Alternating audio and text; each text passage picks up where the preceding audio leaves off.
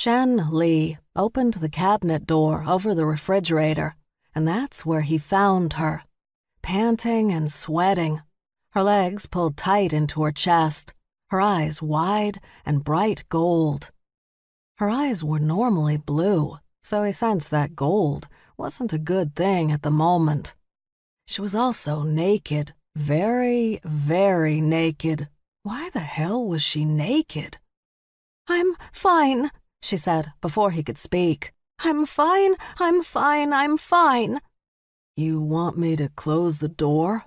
he asked. She shut her eyes, turned her head toward the corner, and nodded, desperately. Shen closed the door and faced the room. He knew immediately what the problem was. It was the bears. A room full of them.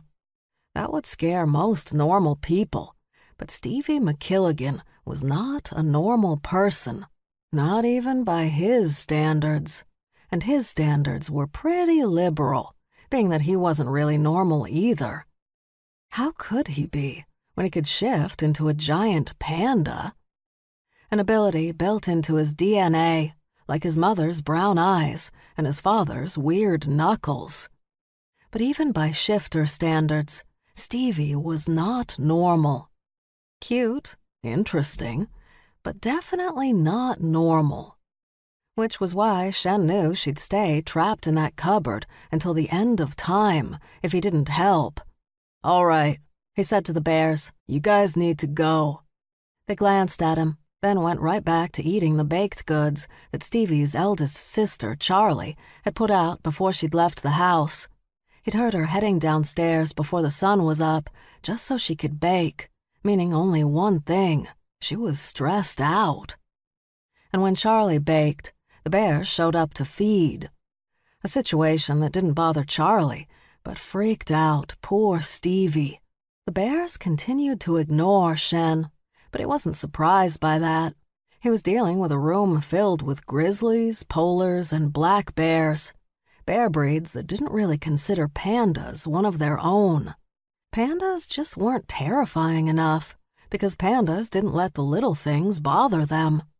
They didn't explode in a violent rage when someone startled them, and panda mothers never ripped off someone's head because it was too close to their children. Nor did panda fathers go on hunger-fueled rampages because a meal or two had been missed. They were pandas. They just rolled along through life, happy to be happy. And, like his brethren, it took a lot to push Shen to actually unleash his anger. He'd always had a very high tolerance for bullshit. Still, he knew that Stevie didn't have that tolerance, high or otherwise, although he'd never really actually seen it in action. Stevie's two sisters seemed to have a deep-seated fear of their baby sister snapping her bolt, as it was called. Apparently, it went beyond mere wild animal rage and into something else altogether.